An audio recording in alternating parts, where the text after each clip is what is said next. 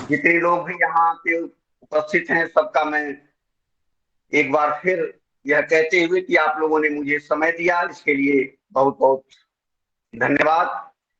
जैसा कि आपने ये बताया कि हम लोग खेती के बारे में थोड़ा सा अनुभव करें, कुछ जानकारी लें। और जैसा कि आप जानते हैं कि बहुत काफी दिनों से ये कार्यक्रम चल रहा है और जितने लोग रेगुलर जुड़ते हैं, मुझे पूर्ण विश्वास है कि सभी लोग काफी जानकारी प्राप्त कर चुके हैं। एक से एक विद्वान इस योगाहार में आए हुए हैं जो अपने अनुभव को साझा किए हैं। और सबसे बड़ी बात यह है कि अनुभव ही सब कुछ है। आप कितना हो अध्ययन कर लें, किताबी का अध्ययन कर लें, लेकिन अगर आप फील्ड में जा करके कुछ उसको देखते नहीं हैं, कुछ करते नहीं हैं, तो ये समझ जाइए कि आपका वो किताबी जो ज्ञान है वो अधूरा रह जाता है। जैसा कि मैं अपने बारे में थोड़ा सा बता दूं कि इसके पहले मैं और विभागों में भी काम कर चुका हूं, केमिकल्स की कंपनियों में भी काम कर चुका हूं। तो केमिकल्स के बारे में भी हम लोग कैसे कैसे खाद बनाने से लेकर के और किस तरह से न्यूट्रिशन वगैरह के बारे में देना, उसको कैसे बेचना है, ये सारी प्रक्रियाएं हम लोग किया करते थे। आज मुनीलाल जी जानते हैं कि काफी दिनों से हम लोग पतंजलि से जुड़े हुए हैं और इसी में जब मैं आया तो जैविक खेती के बारे में, इसके पहले क्योंकि टाटा केमिकल्स में था तो वहां तो आप जानते हैं कि सब केमिकल्स की कंपनी है, fertiliser, DAP, urea, potash, zinc सारी चीजें बनाती हैं। उस पर रिसर्च होता था, बनता था, बेचा जाता था।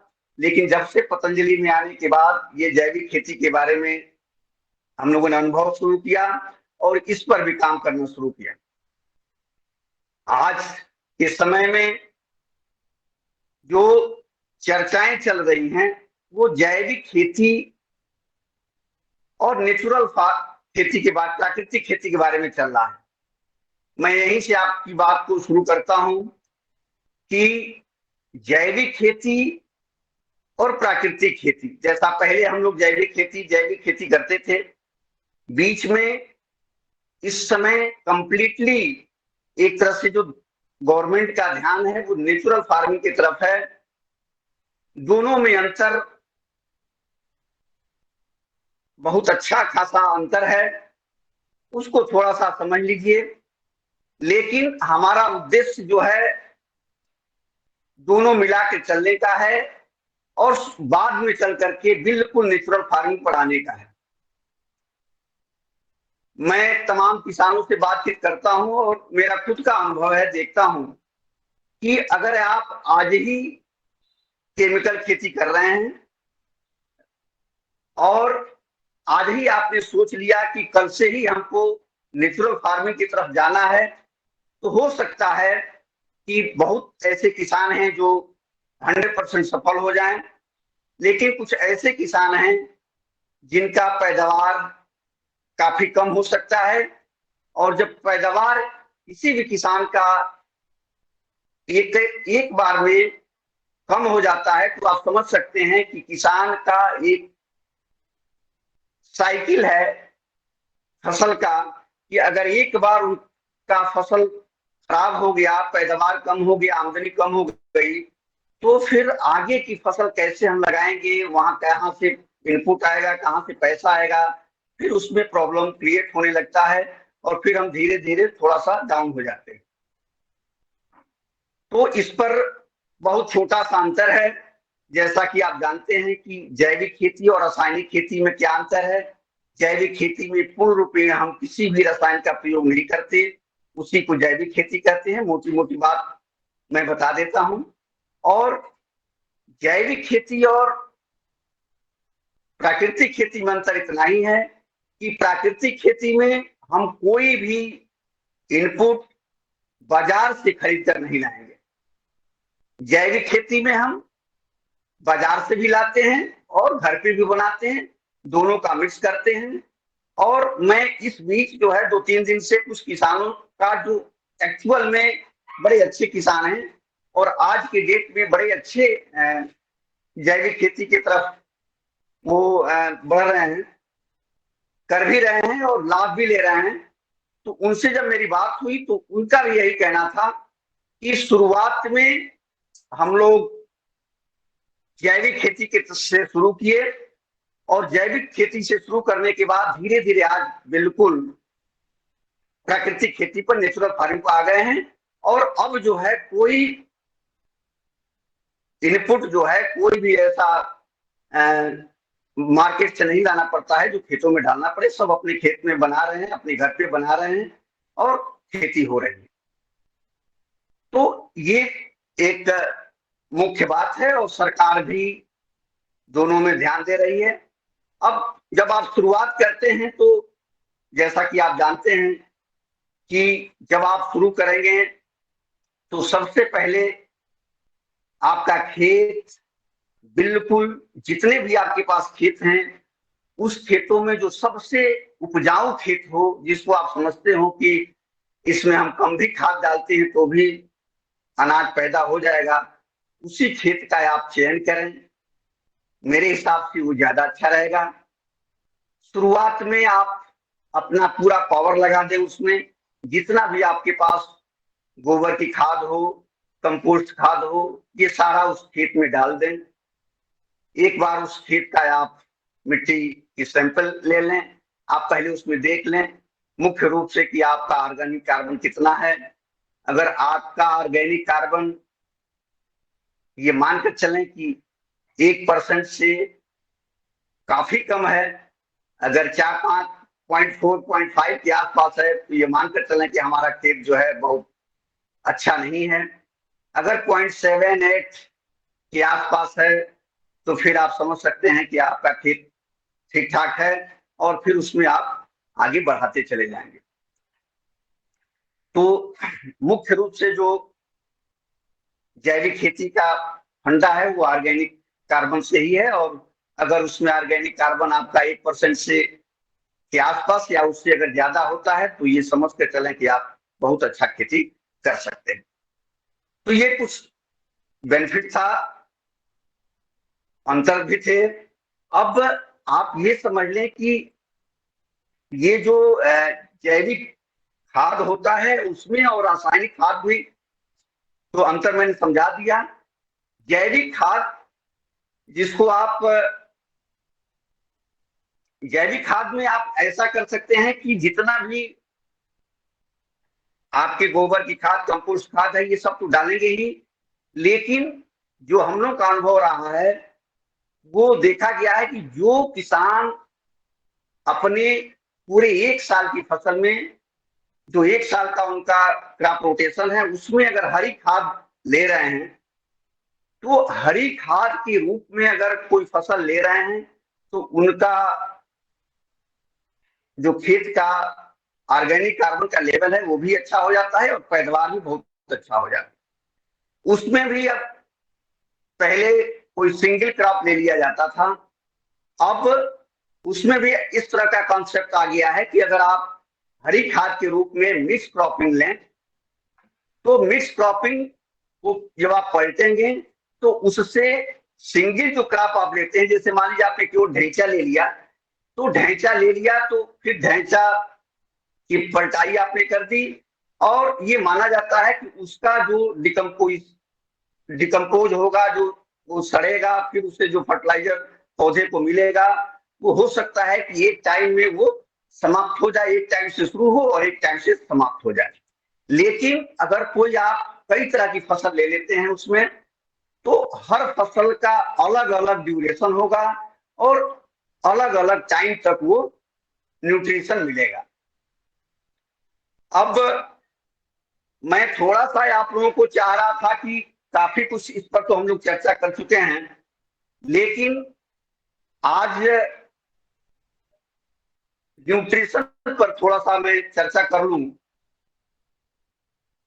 तो उसके लिए एक मिनट, तो थोड़ा सा ये भी हो जाए कि बायो फर्टिलाइजर में किसको कहते हैं।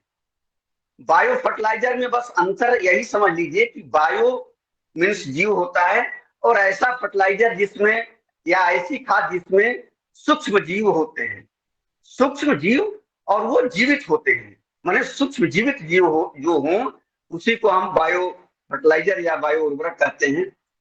और ये जो है तमाम तरह के सूक्ष्म जीव होते हैं, जैसा कि आप सब जानते भी हैं। तो मैं थोड़ा सा रिलेट करूंगा कि आपका जो न्यूट्रिशन आप देते हैं खेत में, तो वो कितने तरह का न्यूट्रिशन आपके को चाहिए, और फिर उससे रिलेट कर लेंगे आप इसको जैविक बायो फर्टिलाइजर को, थोड़ा सा और आपको समझने में आसानी हो जाएगी। तो मैं कोशिश करता हूं एक प्रेजेंटेशन के लिए।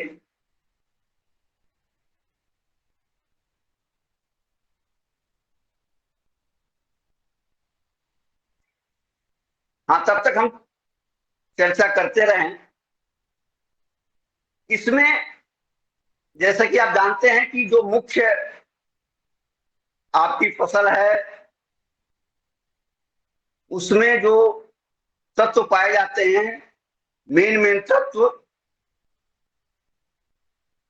किसी कारणवश शेयर नहीं हो पा रहा है,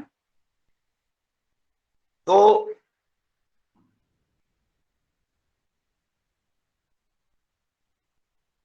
इसको शेयर, एक मिनट मैं शेयर करता हूं।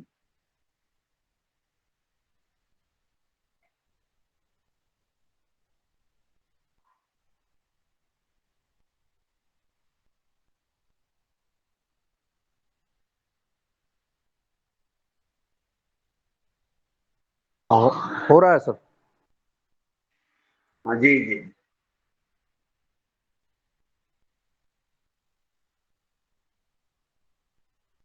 हाँ, तो जैसा कि आप इसमें भी जानते हैं कि,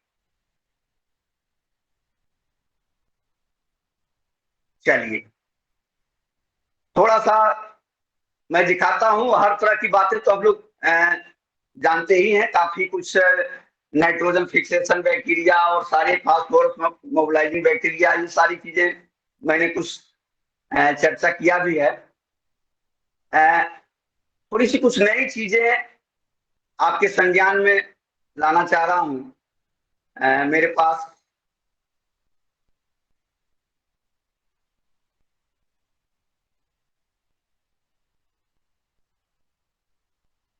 तो देखिए यहाँ पे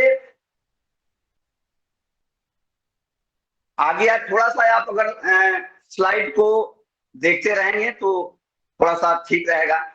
माने मुख्य रूप से जो न्यूट्रिशन है, जो पोषक जिसको हम कहते हैं, जो पौधे को चाहे हम लोग को खुद पोषण की जरूरत होती है, तो उसको, उसका डिफिनेशन क्या दिया गया है। ये मान कर चलें कि ऐसा कोई तत्व जिसके अभाव में अगर हमारी लाइफ साइकिल या पौधे की लाइफ साइकिल कंप्लीट नहीं हो पाता है, उसी को हम पोषक कहेंगे, न्यूट्रिशन कहेंगे। जैसा कि आप जानते हैं, आपने सुना होगा कि जो हमारे तमाम साइंटिस्ट बात करते हैं कि 30 से 35 न्यूट्रिशन जो है जरूरत होता है पौधे को। वो वही सब चीजें हैं कि जितना भी जरूरत है वो सारी चीजें बताई जाती हैं, लेकिन एक वैज्ञानिक रूप से ये माना जाता है कि ऐसे पोषक तत्व जो आपके जरूरत तो है, पौधे को मिल रहा है, उससे लाभ भी हो रहा है, लेकिन उसको हम आवश्यक पोषक तत्वों में नहीं गिनते हैं। आवश्यक पोषक तत्वों में उसको गिनते हैं कि जिनके अभाव में हमारा उपज कम होने लगता है, फसल में कोई कमी आने लगती है, उसी को हम बोलते हैं कि ये न्यूट्रिशन है, आवश्यक पोषक तत्व है। इसमें जैसा कि मैं थोड़ा सा नीचे आ गया था, मैं इसको ऊपर ले जाता हूं और शुरू से ही आपको दिखाने की कोशिश करता हूं।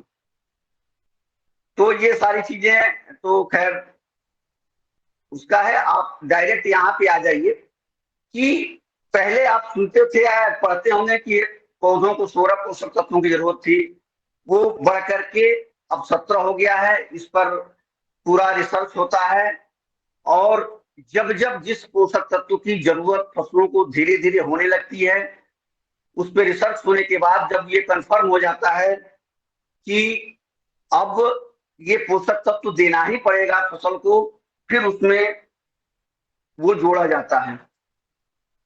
तो अब 17 हो गया है। 17 में जो 3 पोषक तत्व आप इस चार्ट में देख सकते हैं, हाइड्रोजन, ऑक्सीजन और कार्बन,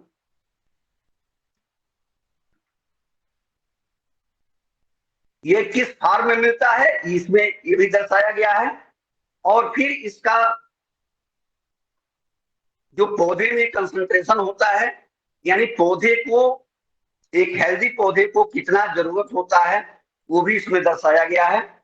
ये आप देख सकते हैं कि हाइड्रोजन जो है 6% है, ऑक्सीजन जो है 45% है, कार्बन 45% है। मैंने ये कार्बन, हाइड्रोजन, ऑक्सीजन, ये 3 तत्व ऐसे हैं जिनको मिला करके 96% हो जाता है। और ये 96% हमको बिल्कुल देना नहीं पड़ता है, ये प्रकृति के द्वारा मिलता है। आप ये सोच सकते हैं कि प्रकृति का कितना बड़ा महत्व है। और इसीलिए जो प्राकृतिक खेती है वो आने वाले समय में हम उसमें सफलता हासिल कर सकते हैं, क्योंकि प्रकृति हमारे साथ है। उसके बाद जो मुख्य पोषक तत्वों में गिनती होती है उसमें होता है नाइट्रोजन, फास्फोरस और पोटास। उसमें भी आप देख सकते हैं कि नाइट्रोजन 1.5%, फास्फोरस 0.2% और पोटेशियम 1% है। इसका भी अगर टोटल आप कर लें तो 2.7% ये मुख्य पोषक तत्व जो हम कहते हैं नाइट्रोजन, फास्फोरस, पोटास को, ये मिलाकर के मात्र 2.7% हो रहा है। जो सेकेंडरी न्यूट्रिएंट होता है वो कैल्शियम, मैग्नीशियम और सल्फर है। वो भी कैल्शियम 0.5% होता है, मैग्नीशियम 0.2% और सल्फर 0.1%। तो इस तरह से इसका परसेंटेज है। अब फिर हम आते हैं माइक्रोन्यूट्रिएंट में। अब देख लें माइक्रोन्यूट्रिएंट, यहीं पर जब आप आएंगे तो आपका माइक्रोन्यूट्रिएंट का डिफिनीशन भी एक तरह से आपको एक दिमाग में आ जाएगा कि माइक्रोन्यूट्रिएंट किसको कहते हैं। इसको जब आप देखेंगे तो ये पीपीएम में दिया हुआ है, पार्ट पर मिलियन में। इसमें आपका क्लोरीन है, 100 पीपीएम की जरूरत होती है। आयरन है, ये भी 100 पीपीएम की जरूरत होती है। उसके बाद बोरान, मैग्नीज और जिंक, ये तीनों जो है 20-20 पीपीएम की जरूरत होती है। कॉपर 6 पीपीएम की जरूरत होती है। मोलिब्डेनम 0.1 पीपीएम की जरूरत होती है और निकिल 0.1 पीपीएम की जरूरत होती है। तो ये चीज है। यहाँ पे बगल में थोड़ा सा आप जब देखेंगे जहां मेरा कर्सर है, इसमें लिखा है कि uptake of nutrient occurs of both root and leaf. जैसा कि आप जानते हैं कि जो हमारा न्यूट्रिशन है पौधे या तो पत्ती से लेते हैं या तो जड़ से लेते हैं। और इसीलिए हम या तो फर्टिलाइजर मिट्टी में डालते हैं या स्प्रे करते हैं। तो स्प्रे जब करते हैं तो पत्ती के माध्यम से वो अपटेक कर लेते हैं, और अगर जड़ में देते हैं, मिट्टी में देते हैं, तो वो जड़ के माध्यम से अपटेक कर लेते हैं। एक चीज यह भी क्लियर है कि plant can Uptake only inorganic form of nutrient, माने कोई भी पौधा जब आप कुछ भी डालते हैं तो वो ऐसा नहीं है कि आपका ऑर्गेनिक फार्म में ले ले, वो इनऑर्गेनिक फार्म में ही लेता है। तो ये इसीलिए पहले जब शुरुआत में ऑर्गेनिक फार्मिंग की चर्चा होती थी तो जब हम लोगों का डिस्कस होता था, तमाम जो लोग ऐसे साइंटिस्ट थे या ऐसे विद्वान जन थे जो जैविक फार्मिंग की तरफ अपना ध्यान आकर्षित करना चाह रहे थे, लेकिन जो लोग इसको थोड़ा सा साइंस को समझ रहे थे तो उनका ये कहना था कि क्योंकि कोई भी न्यूट्रिशन जब अपटेक करता है पौधा इन ऑर्गेनिक फार्म में ही, तो उसमें कोई खास अंतर नहीं पड़ता है। जो हम जैविक की तरफ से देते हैं वो भी इनऑर्गेनिक फार्म में ही अपटेक करता है पौधा। तो कुल मिला जुला करके इस बात को वो यहीं पे काटने की कोशिश करते थे। लेकिन धीरे धीरे हुआ क्या कि पहले जैसा कि हमारे तमाम विद्वान जन बताते भी हैं कि शुरुआत में जो हमारी खेती थी वही तो आज प्राकृतिक खेती है जो पहले हम लोग किया करते थे। लेकिन उससे जब काम नहीं चला, जनसंख्या बढ़ता चला गया, फिर हमको ये ग्रीन रेवोल्यूशन की तरफ आना पड़ा और इसमें फर्टिलाइजर देने की प्रक्रिया, फिर फर्टिलाइजर के बाद कीड़े लगने लगे, फिर उसके लिए कीटनाशक देने की प्रक्रिया, फिर फंगस लगने लगे, फिर फंजीसाइड देने की प्रक्रिया, फिर तरह तरह की प्रॉब्लम होते गए और सब हम देते गए। दिक्कत ये हुआ कि एक सिस्टम था कि हम कितना फर्टिलाइजर दें, कितना यूरिया दें, कितना फास्फोरस दें, डीएपी दें, कितना पोटास दें। अगर कोई कीड़ा लग जाता है तो उसकी हमारी दिशा निर्देश था कि कौन सी दवा कितना मात्रा में दें। लेकिन बाद में हुआ ये कि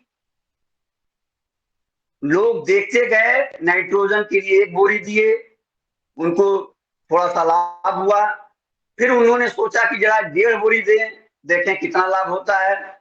2 बोरी दिए, 1.5 बोरी दिए, फिर 2 बोरी बढ़ाए, पैदावार उनको बढ़ा तो वो बढ़ाते चले गए।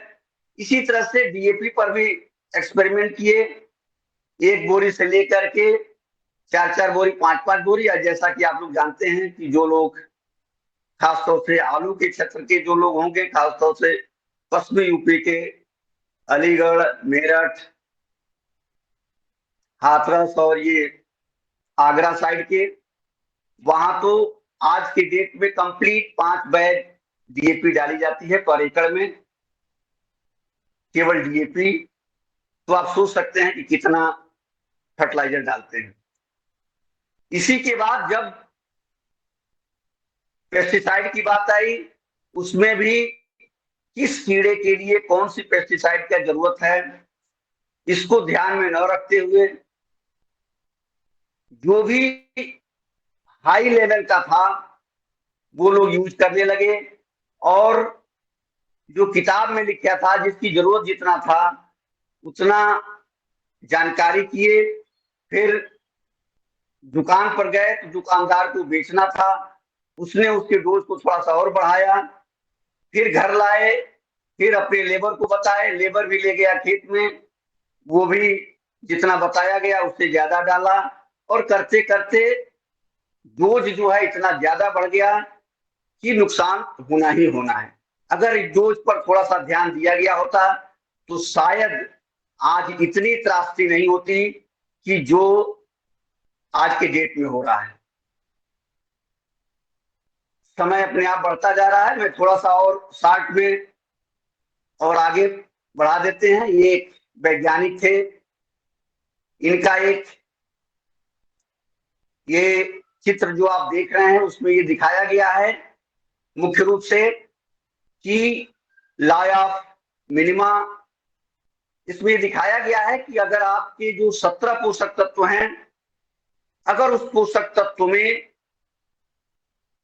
एक भी पोषक तत्व की कमी हो गई तो जो आप 16 न्यूट्रिशन अगर है भी तो वो आपको प्रभावित कर देगा। कहने का मतलब कि आपका एक न्यूट्रिशन से दूसरा न्यूट्रिशन प्रभावित होता है। अगर एक कम है तो दूसरा भी काम करना बंद कर देता है, या हम कह सकते हैं कि उतना अच्छा काम नहीं करता है और पैदावार प्रभावित होता है। इसीलिए सबसे बड़ा रिस्क आने वाले समय में केमिकल फार्मिंग में होता है। जैसा कि आप देखते हैं कि कभी कभी ऐसा होता है कि कोई कीड़ा लग गया और बिल्कुल कंट्रोल नहीं हुआ, कोई ऐसी बीमारी आई जो बिल्कुल कंट्रोल नहीं हुआ, और पूरा का पूरा फसल आपका बर्बाद हो जाता है। ये इन्हीं सबों के कारण होता है। जबकि जैविक खेती में आपका ऐसा नहीं होता है। जैविक खेती में क्योंकि जितना भी आप मटेरियल डालते हैं उसमें ये सारे पोषक तत्व 17 तो होते ही हैं, और जो भी पौधे को चाहिए जिससे पौधा थोड़ा सा प्रभावित होता है, पौधा बढ़ता है, वो सब भी इसमें पाए जाते हैं। थोड़ा सा और हम शार्ट में आगे बढ़ते हैं। इसमें भी कुछ ऐसी ही बताई गई है कि कौन कौन सा जो न्यूट्रिशन होता है वो कब कब ज्यादा जरूरत होता है। जैसा कि आप देख रहे हैं कि सबसे पहले ही आपका डायरेक्शन ये दिया गया है फास्फोरस का।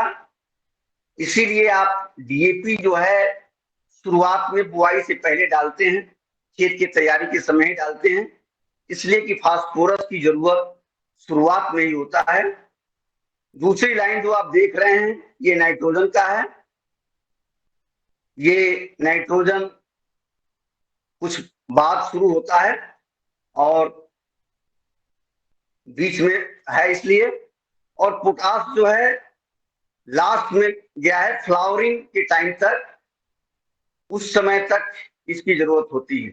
इसीलिए जब आप देखते हैं कि ज्यादातर पोटास जो लोग रासायनिक खेती करते होंगे और कुछ ऐसी सब्जियां लगाते होंगे जो फोलियर स्प्रे करते होंगे, तो वो देखते होंगे कि लास्ट मोमेंट में 0050 एक है जिसमें 50% पोटास होता है, फास्फेट पोटास होता है, उसका स्प्रे लास्ट मोमेंट में किया जाता है।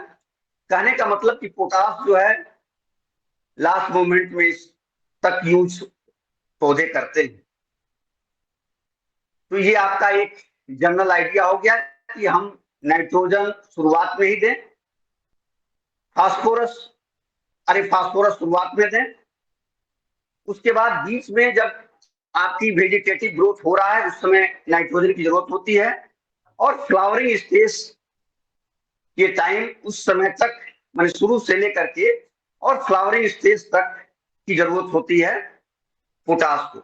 ऐसा नहीं कि आपका फ्लावरिंग हो रहा है, अगर उस समय आपने यूरिया का छिड़काव कर दिया, यूरिया दे दिया, तो ये आप निश्चित मानिए कि बहुत से लोग ऐसे हैं जो धान में जब देखते हैं कि अब बाली निकलने वाली है उस समय यूरिया की टॉपडेसी कर देते हैं और उनका खेत उस समय हरा भरा हो जाता है। लेकिन आप देखते होंगे कि बाद में चल करके उनका पैदावार कम हो जाता है, इसलिए कि उस समय जो वेजिटेटिव ग्रोथ की आवश्यकता नहीं होती है, बल्कि उस समय जो फ्लावरिंग का काम है, रिप्रोडक्टिव ग्रोथ की आवश्यकता होती है। और इसलिए वो फिर जब वेजिटेटिव ग्रोथ होता है तो ये रिप्रोडक्टिव ग्रोथ चेक हो जाता है, और फिर उसमें जो दाने बनते हैं उसमें दाने चावल नहीं आते, और फिर जो आपका पैदावार कम हो जाता है। मैं पंजाब में रहा हूं और पंजाब में 2 साल तक काम किया है, और मैं बहुत नजदीक से वहां के किसानों को देखा हूं। 3 क्रॉप वहां मुख्य रूप से पाई जाती है, कपास, धान और गेहूं। और मैं आपको बताऊं कि वहां पे धान के सीजन में जो उनका क्रॉप ड्रेसिंग होता है वो 2 करें या 3 करें, मैक्सिमम 40 दिन पर उनका समाप्त हो जाता है। अब आप सोच सकते हैं बहुत लोग हमारे वहां पहला क्रॉप ड्रेसिंग 20 दिन के बाद शुरू करते हैं, फिर दूसरा 40-50 दिन, 50-55 दिन पर करते हैं। वो लोग, उनकी एक हैबिट है कि ट्रांसप्लांटिंग किए धान की। ट्रांसप्लांटिंग करने के बस एक सप्ताह, मुश्किल से 6वें से 7वें दिन उनका 1 बोरा यूरिया चला गया। फिर 15 दिन यानी 20वें दिन दूसरी बोरी डाल दिए, और फिर वही 35 दिन के आसपास तीसरी बोरी डाल दिए। 3 बोरी यूरिया भी डालते हैं वो लोग। उससे होता क्या है कि नाइट्रोजन का जो काम है वो वेजिटेटिव ग्रोथ को बढ़ाता है, ट्रिलिंग ज्यादा होता है उसमें, तो वो ज्यादा ट्रिलिंग हो जाता है, पौधे उनके बड़े अच्छे हो जाते हैं। और फिर उसके बाद वो नाइट्रोजन को कम करके फिर और चीजें फिर लगते हैं स्प्रे करने पेस्टिसाइड का, और फिर अंत तक स्प्रे करते हैं। इतना स्प्रे करते हैं कि फिर समझिए नहीं, मैं तो देख करके दंग रह जाता था। वो 5-5, 6-6 स्प्रे सामान्य धान की फसल में करते हैं, और इसीलिए पैदावार तो उनका निश्चित रूप से 35 कुंटल हमने देखा है कि करीब 32 से 36 कुंटल उनका एवरेज पैदावार पर एकड़ का नॉर्मल होता है। और इसी तरह से गेहूं में भी वो कर ले जाते हैं, गेहूं में भी 25 से 26। इसीलिए सबसे ज्यादा भारत में सबसे ज्यादा पैदावार पंजाब प्रांत का माना जाता है। अब वो लोग भी काफी सेंसिटिव हो गए हैं, दोनों क्रॉप के बीच में एक जैविक के बारे में जानकारी करना शुरू कर दी है और ढांचा निश्चित रूप से लगा रहे हैं। तो वो लोग भी अब काफी आगे बढ़ रहे हैं इस मामले में। समय बढ़ता जा रहा है थोड़ा सा। ये एक चार्ट ये है, मैं इसमें थोड़ा सा दिखाने की कोशिश किया गया है कि कौन कौन से तत्व की जब कमी हो जाती है तो क्या क्या पौधों पर असर पड़ता है, उसकी पत्तियों पर। तो थोड़ा सा जल्दी में बताते हुए मैं बात को समाप्त करूंगा कि जैसे नाइट्रोजन, फास्फोरस, पोटास, मैग्नीशियम और मॉलिब्डेनम, ये 5 तत्व की अगर कमी है तो ये जब आप जाएंगे खेत में तो देखेंगे पत्तियों को, तो जो पुरानी पत्तियां होती हैं उस पर अगर किसी प्रकार का आपका कोई प्रॉब्लम है तो ये आप समझ जाइए कि ये 5 तत्व जो हैं nitrogen, phosphorus, potash, magnesium, molybdenum, इसकी कमी है। अगर आपका कोई ऐसा पौधा दिखाई दे रहा है जिसमें पुरानी और नई पत्तियां सब पे दोनों पे प्रभावित हैं, तो ये समझ जाइए कि जिंक की कमी है, केवल जिंक की। अगर आपका कोई प्रॉब्लम लग रहा है कि ऊपर एकदम उसके जो नोकीला साइड होता है, टर्मिनस बर्ड जिसको बोलते हैं, अगर वो सूख रहा है या वहां पे कोई दिक्कत है पौधे को, तो न्यूट्रिशन में समझ जाइए कि कैल्शियम और बोरान की कमी है। और अगर केवल नई पत्ती में कोई दिक्कत आपको लग रहा है तो समझ जाइए कि सल्फर की कमी है, आयरन की कमी हो सकती है, मैंगनीज की कमी हो सकती है और कॉपर की कमी हो सकती है। ये 4 जो है तत्व की कमी से नई पत्तियों में। तो ये एक जनरल आइडिया दिया गया है कि आप कैसे समझ सकते हैं देख करके।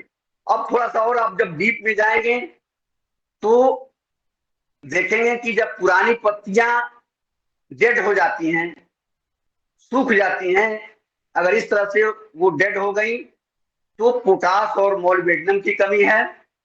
और अगर वो पुरानी पत्तियों में दिक्कत तो है, लेकिन अगर पत्तियां सूखी नहीं है, डेड नहीं है, तो उसमें नाइट्रोजन, फास्फोरस और मैग्नीज की कमी है। अब थोड़ा सा और आप नीचे जाएंगे तो ये देखेंगे कि जो नाइट्रोजन, फास्फोरस और मैग्नीज की कमी की वजह से वो कैसे आप पहचानेंगे, तो उसमें जो ग्रीन वेन्स होती हैं, अगर मैग्नीशियम की कमी है तो जो पत्तियों की सिराएं होती हैं, जो वेन्स होते हैं, वो मैग्नीशियम की कमी की वजह से होता है। और अगर येलो वेन्स है तो समझ जाइए कि नाइट्रोजन और फास्फोरस की कमी है। तो ये अगर आपके पास थोड़ा सा आइडिया हो तो आप ये इसको समझ सकते हैं। उसी तरह से फिर आप जब सल्फर, आयरन, मैग्नीज और कॉपर में जाएंगे तो इसमें भी ग्रीन वेंस और येलो वेंस होती हैं। और ग्रीन्स में मतलब लोहा और आयरन और मैग्नीज, अगर इसकी कमी है तो ग्रीन्स हो जाएगा, और सल्फर और कॉपर की कमी है तो येलो हो जाता है। तो ये थोड़ा सा अगर आपके संज्ञान में रहेगा। समय बढ़ता जा रहा है, लेकिन थोड़ा सा बस मैं स्लाइड को रन कर दे रहा हूं। देखिए नाइट्रोजन जैसा इसमें दिखाया गया है कि किस तरह से है, इसके क्या क्या फंक्शन है। तो मुख्य रूप से जैसा कि मैंने बताया कि वेजिटेटिव ग्रोथ है, क्लोरोफिल का काम करता है, ये कंपोनेंट्स ऑफ प्रोटीन, एंजाइम इसमें होता है। और जो डिफिशियंसी है वो जानते ही हैं आप कि जब नाइट्रोजन की कमी होगी तो पौधा जो है ग्रोथ नहीं होगा, रुक जाएगा। जो पत्तियां हैं वो पीली पड़ जाएंगी, और फ्लावरिंग भी जो है वो कम होता है, झड़ने लगता है। फिर आप फास्फोरस के बारे में देख लें। फास्फोरस में भी वही है, उसका काम है एनर्जी का ट्रांसफर करना, रूट फॉर्मेशन करना। देखिए मुख्य रूप से फास्फोरस, इसीलिए डीएपी जो है सबसे महंगा बिकता है। उसका बड़ा रोल है, वो रूट फॉर्मेशन में बड़ा उसका, जड़ जितना ही आपका अगर खेत में फास्फोरस ठीक ठाक है तो जड़ का विकास उसमें बहुत अच्छा होता है। और जैसा कि आप जानते हैं कि किसी भी पौधे में अगर जड़ का विकास ठीक ठाक हो गया तो वो कहीं से थोड़ा दाएं बाएं से भी अपना न्यूट्रिशन अपटेक कर लेता है। शुगर ट्रांसफॉर्मेशन होता है, न्यूट्रिएंट्स का मूवमेंट होता है, इसका फंक्शन है। जैसा कि आप इस चित्र में भी देख सकते हैं कि किस तरह से इसके फिगर दिखाए गए हैं। कमी से में वही है कि रूट का डेवलपमेंट नहीं होगा, पर्पल ओल्डर लीफ हो जाएगा, जो पुरानी पत्तियां हैं वो डार्क ग्रीन हो जाएंगी, और ये सारी चीजें हैं। फिर पोटेशियम में आप आ जाइए। अगर पोटेशियम का कमी है तो देख लीजिए ये पत्तियां किस तरह से दिखाई दे रही हैं। यहाँ देख लें पोटैटो में किस तरह से ये कमी हो जाता है। ये स्टोमेटा को रेगुलेट करता है, और इसीलिए ये माना जाता है कि जिस खेत में पोटास की कमी हो जाती है तो वो जल्दी सूखने भी लगता है। तो ये वाटर बैलेंस का भी काम करता है। जब स्टोमेटा रेगुलेट होगा तो फिर आपकी पानी की जो समस्या है वो थोड़ा सा कम हो जाएगा। एक्टिविटी एंजाइम एक्टिवेट करता है। तो ये सारी चीजें हैं इसमें। इसकी डिफिशियंसी से आप समझ जाइए क्लोरोसिस हो जाता है, पौधे में एकदम पूरापन आ जाता है, क्लोरोसिस जिसको बोलते हैं। और स्कॉर्चिंग भी इसमें दिखाई देने लगता है। इसके कमी से जो आपके पौधे हैं वो गिर जाते हैं। जैसे धान की फसल है, अगर पोटास उसमें है, ठीक ठाक है, पोटेशियम न्यूट्रिएंट है, तो वो लॉजिंग नहीं होगा, पौधा गिरता नहीं है। अगर उसमें कम है तो पौधा जल्दी गिर जाता है। काफी समय हो रहा है, फिर भी उसी तरह से मैग्नीशियम का है, पार्ट ऑफ क्लोरोफिल है, प्रमोट अपटेक, मतलब इसमें चीजें जो है एक दूसरे से संबंधित है। तो इसका मैं आपको पहले बता दिया। अब इसको मैं बढ़ाते हुए थोड़ा सा, मुख्य रूप से ये आप समझ लीजिए कि ये जितने भी न्यूट्रिशन है सब जरूरत है। और फिर इसको हम जब जैविक खेती में लाते हैं तो जैविक खेती में ये जितने हमारे न्यूट्रिएंट हैं वो सब आपके जो भी प्राकृतिक खेती में आप उपयोग करते हैं, गोबर की खाद हो गया, चाहे वर्मी कंपोस्ट हो गया, चाहे हरी खाद आपने दे दिया, जीवामृत दे दिया, घन जीवामृत दे दिया, ये जितने भी आपने चीज दिया, इसमें ये सारे पोषक तत्व मिल गए। तो केमिकल में आपको सारी चीज अलग अलग से डालना है, जैविक में, प्राकृतिक खेती में आपको ये कहीं आपको अलग से कोई बहुत वो नहीं है। उसमें भी अब जब आप डीपली जाएंगे तो है कि जैसे हम क्या क्या करते हैं, तो फिर हमको बाद में चल करके माइक्रोन्यूट्रिएंट बनाने की भी विधि आ गई है, तो उसको देते हैं। फिर भी ये मानकर चलिए कि जितने भी ये हम शुरुआत में देते हैं, गोबर की खाद से लेकर के और जो वर्मी कंपोस्ट, जीवामृत वगैरह वगैरह, ये जितना भी है, इसमें सभी तरह के पोषक तत्व आपके मिल जाते हैं। तो मुख्य रूप से मैं समय से पहले अपनी वाणी को विराम देना चाहता हूं। आज जो बच्चे जी मेंस वगैरह का एग्जाम दिए थे, तो उनका रिजल्ट भी आया था। मैं थोड़ा सा मॉर्निंग में देख रहा था, क्योंकि मेरी एक बेटी है, वो भी एग्जाम दी थी। खैर नंबर तो अच्छा नहीं आया, तो थोड़ा मन थोड़ा दुख हुआ, लेकिन फिर भी कोई नहीं, अभी एक राउंड और है, तो उससे लोग वो करेंगे। तो जितने भी हमारे इस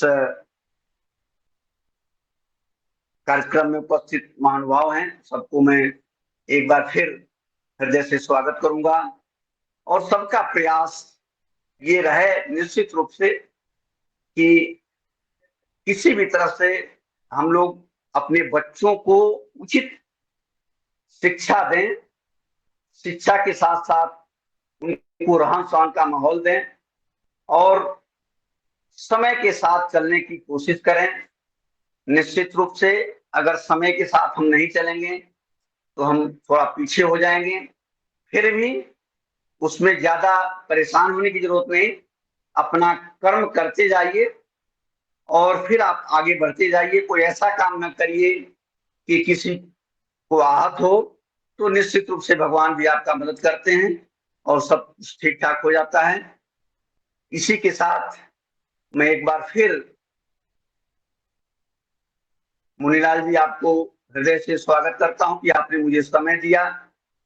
वैसे मैं डेली जुड़ता ही हूं और कुछ बातें होती हैं, लेकिन ये कृषि का सब्जेक्ट इतना बड़ा सब्जेक्ट है, जैसा आपने देखा कि अभी केवल भूमिका बनाने में ही पूरी समय चला गया। फिर मौका मिलेगा, मिलता ही है, तो थोड़ा थोड़ा उसमें एक एक न्यूट्रिशन के बारे में भी विस्तृत रूप से स्लाइड के माध्यम से भी इसमें अध्ययन किया जाएगा। कुल मिला के आप अपनी जैविक खेती की तरफ आगे बढ़ते रहें और काम करते रहें। इसी के साथ मैं अपनी बारी को विराम दूंगा। सभी को एक बार बहुत बहुत अभिवादन, धन्यवाद। धन्यवाद आदरणीय भुवनेश्वर राय जी। आपने ओम जैसा जी हमारे जी स्वागत है। जिन किसान भाइयों का कोई सवाल हो जी। ओम सर, जैसे कि आपने कहा कि हम यदि गोबर की खाद या जीवामृत घनामृत डालते हैं तो जो न्यूट्रिशन है, जो पोषक तत्व है, वो मिल जाते हैं। तो ये जो रसायन की खेती कर रहे हैं, उन्हें प्रति एकड़ लगभग कितना डालना चाहिए जिससे कि उन्हें इन तत्वों की पूर्ति हो जाए? ऐसा कुछ अध्ययन हो तो आप बताएं। धन्यवाद मेहरा जी, आपने बड़ा अच्छा क्वेश्चन किया। देखिए, जैसा कि मैं शुरू में ही बताया था कि पौधे को जितना जरूरत है, जितना न्यूट्रिशन अपटेक करना है, जितना उसको ग्रहण करना है, उतना उसको चाहिए ही चाहिए। इसीलिए आप देखते हैं कि जैविक खेती में वैसे मनाही तो नहीं है, लेकिन हमारे जो लोग करते हैं, जो विद्वत जन हैं, वो ये बताते हैं कि अगर आप लोकल वैरायटी का प्रयोग करेंगे तो आपको सफलता ज्यादा मिलेगा। इसलिए कि जो हाइब्रिड वैरायटियां होती हैं, उसके अंदर इस तरह से उनको बनाया जाता है कि वो हाई यील्डिंग वैरायटी, मतलब इतना पैदावार ये वैरायटी दे सकता है। आप देखते होंगे कि जब आप पढ़ते होंगे तो देखते होंगे कि धान में या गेहूं में या किसी भी वैरायटी में लिखा होता है कि ये वैरायटी इतना कुंटल पर एकड़ तक पैदावार दे सकता है। फिर दूसरी वैरायटी का जब अध्ययन करेंगे आप तो उसके बारे में बताया जाता है कि उससे 2-4 कुंटल 2 कुंटल ज्यादा बताया जाता है। फिर कोई और वैरायटी का अध्ययन किए होंगे तो उसका भी होगा कि ये ज्यादा पैदावार देता है। हर वैरायटी का निर्धारण जो है वो उसी के हिसाब से किया गया है। तो अब तो इस तरह से आ गया है कि आपको कितना पैदावार लेना है और उस पैदावार के हिसाब से कौन सी वैरायटी आपको लगानी है और उस वैरायटी के हिसाब से कितना न्यूट्रिशन चाहिए, उस हिसाब से अब तकनीकी रूप से इस तरह से न्यूट्रिशन दे करके उसको उतना पैदावार ले लिया जा रहा है। यह भी एक कटु सत्य है और इस पर टाटा केमिकल्स ने भी बड़ा अच्छा रिसर्च किया जिसमें एक मैं भी पार्ट था और वो काम हुआ और काफी उसमें सफलताएं भी मिली। तो आप देखते होंगे कि जैसे आप देखेंगे कि जब आप रासायनिक किसी खाद का अध्ययन करेंगे, जैसे मान लीजिए कि आपका यूरिया ही हो गया, यूरिया में जब नाइट्रोजन देखेंगे तो उसमें 46% है। अब 46% का मतलब ये हो गया कि 100 किलो यूरिया में आपको 46 केजी जो है नाइट्रोजन मिल रहा है। लेकिन वहीं पर जब आप आएंगे गोबर की खाद में तो वहां पे देखेंगे कि वो पॉइंट में चला जाता है। अगर आप ऐसे गोबर की खाद जो गांव में लोग घोड़े पर छोड़ देते हैं, सूखता रहता है, बारिश से भीगता रहता है और वैसे सनलाइट में धीरे धीरे सूखता रहता है, उसका जब अध्ययन करेंगे तो पता चलेगा कि 0.5% से 1%, 1.5% के बीच में है। थोड़ा सा और जब उसको आप अध्ययन कर लेंगे, थोड़ा ठीक ठाक और बना लेंगे तो उसमें कुछ और ज्यादा बढ़ जाएगा, लेकिन वो इतना ही के आसपास रहता है। मैंने 0.5 से लेकर के 1%, 1.5%, उसी तरह से पोटास आपका है, उसी तरह से फास्फोरस है। तो इसको इसी हिसाब से आपको बढ़ाना पड़ेगा। एक चीज और है कि आप इसकी भी सीमा है कि आप कितना बढ़ा सकते हैं। तो जितना ही, अब जैसे मैंने बताया ना कि अगर मान लीजिए कि 0.5% है तो अब 100 किलो में आपको मिल गया 0.5 से 1% मान लीजिए तो 1% मिल गया। तो अब उसके लिए आपको कितना बढ़ाना पड़ेगा, इसी से अंदाजा आप लगा सकते हैं। जी ओम सर, मेरा प्रश्न ये इसका नहीं था एनपीके का। मेरा प्रश्न तो था वो जो दूसरे सेकेंडरी जो तत्व है ना उनकी बात थी। एनपीके तो उसमें बहुत कम है और वो बहुत ट्रालियों से डलेगा, उसका प्रश्न नहीं था सर। प्रश्न जो सेकेंडरी हाँ जो और माइक्रो न्यूट्रिएंट होते हैं जी वो अगर आपने ये सारी चीजें डाल दिया तो निश्चित रूप से मानकर चलिए कि जितना पोषक तत्व पौधे को चाहिए वो कंप्लीट मिल जाता है। ये नाइट्रोजन, फास्फोरस, पोटास छोड़ करके, इसीलिए आप देखते होंगे कि जो लोग रासायनिक खेती करते हैं जिस खेतों में, लेकिन उस खेत में अगर ये किसान कोई आपका ही प्लाट है जिसमें आपने कभी गोबर की खाद वगैरह नहीं डाला है और उसमें आप रासायनिक खेती कर रहे हैं, डीएपी यूरिया से कर रहे हैं, उसका देख लीजिए। और उसी के बगल में आप डीएपी यूरिया डाल करके ही कोई ऐसा किसान है या आप ही का कोई ऐसा खेत है बगल में ही जिसमें आपने कभी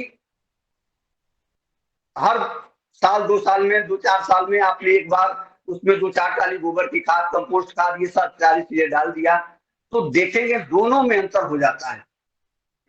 उसका आप अगर 1 बोरी यूरिया डालते हैं तो वो ज्यादा हरा भरा हो जाता है और उसमें अगर जिसमें आपने गोबर की खाद नहीं डाला है उसमें फिर आप फर्टिलाइजर भी डालते हैं तो उतना काम नहीं करता है। तो मुख्य रूप से जो नाइट्रोजन, फास्फोरस, पोटास होता है वो चूंकि इसको ज्यादा जरूरत होती है तो ये ज्यादा प्रभावित होता है। लेकिन इससे आपका कंप्लीटली जो है, अगर आप गोबर की खाद वगैरह खेत में डाल रहे हैं और रासायनिक खेती कर रहे हैं तो फिर बाद में चल करके आपको माइक्रो न्यूट्रिएंट की बहुत कम जरूरत पड़ती है।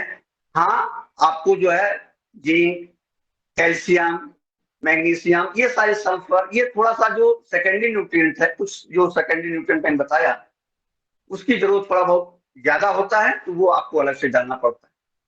जी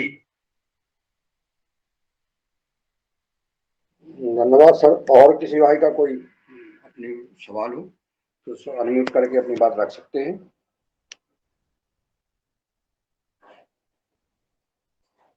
चलिए, अब हमें लगता है सभी ने आपकी बात कायदे से समझी है, क्योंकि आप हमेशा इस युगहर कार्यक्रम में किसानों को मार्गदर्शन देते ही रहते हैं। सबने आपको सुना है, सबने समझा है।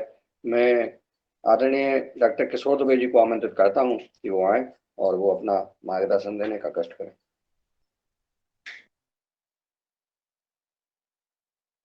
धन्यवाद मुन्नीलाल जी। आज जो कक्षा हुई वह योग कक्षा भी बहुत अच्छी रही, और अपने योगाहार के वैज्ञानिक जो सबको जाने माने परिचित है भुवनेश्वर जी, उन्होंने बहुत अच्छे तरीके से बायो फर्टिलाइजर्स के बारे में और उसके उपयोग के बारे में, उसको किस मात्रा में प्रयोग करना चाहिए, कैसे करना चाहिए, इसके बारे में जो जानकारी दी, निश्चित रूप से किसानों को लाभकारी होने वाली है। और बड़ी सरल भाषा में उन्होंने किसानों को यह बताया, तो निश्चित रूप से उसका लाभ हमारे किसान लेंगे। यह निश्चित रूप से सभी के लिए फायदे होने वाली बात है। सदन की तरफ से और हमारे सबकी तरफ से हम भुवनेश्वर राय जी को धन्यवाद देते हैं, और इसी के साथ मैं मेरे वाणी को समय देखते हुए विराम करता हूँ। धन्यवाद। धन्यवाद आदरणीय डॉक्टर साहब, आप हम सब में वरिष्ठ हैं और आपका मार्गदर्शन वरिष्ठता के हिसाब से मिलता है और ऊर्जावान युवा के रूप में भी हम सबको मार्गदर्शन मिलता है।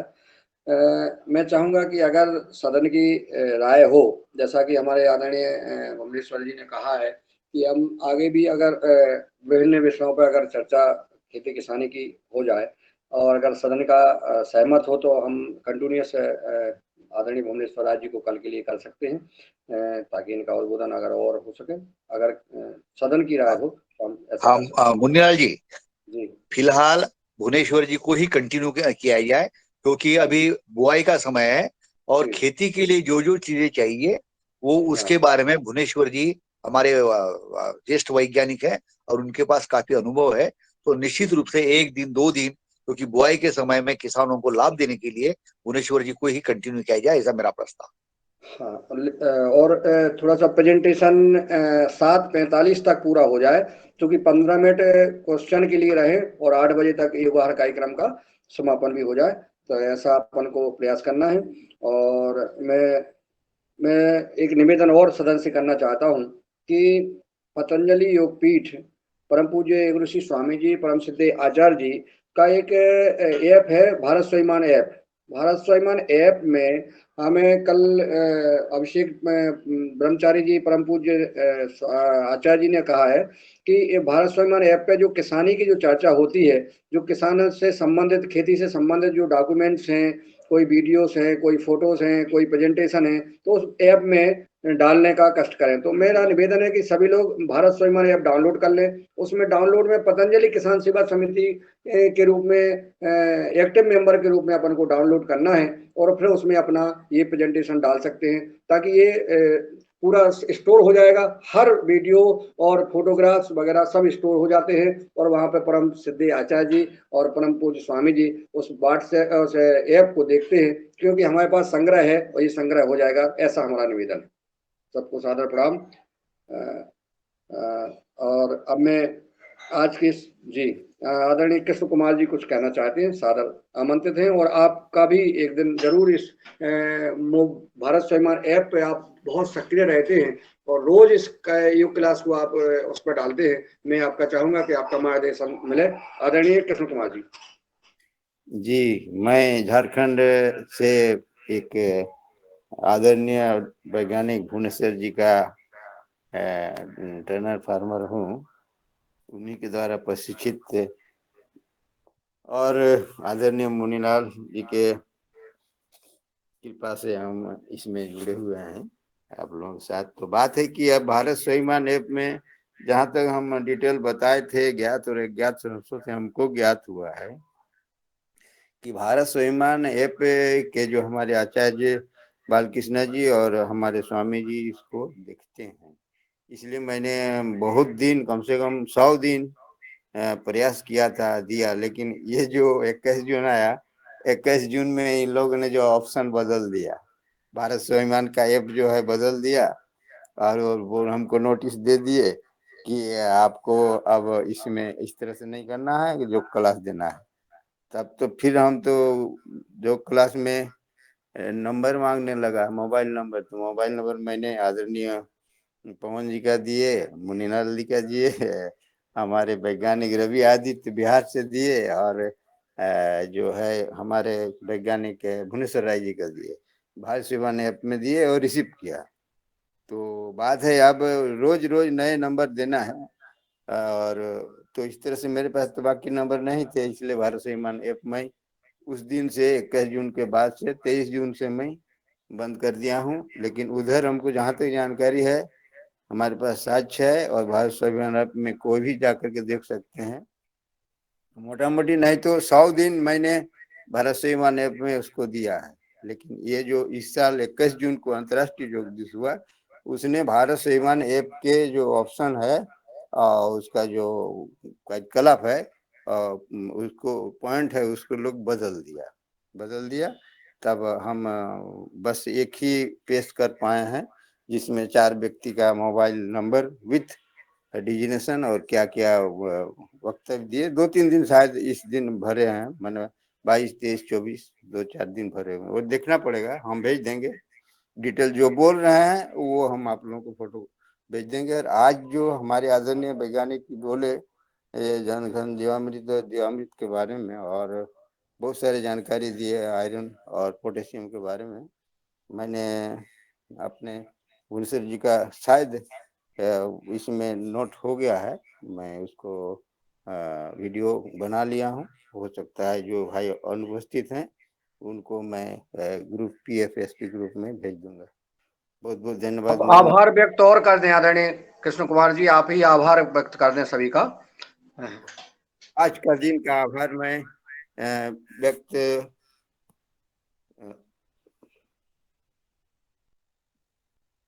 बहुत खुशी की बात है आज मुझे आभार व्यक्त करने का मौका मिला।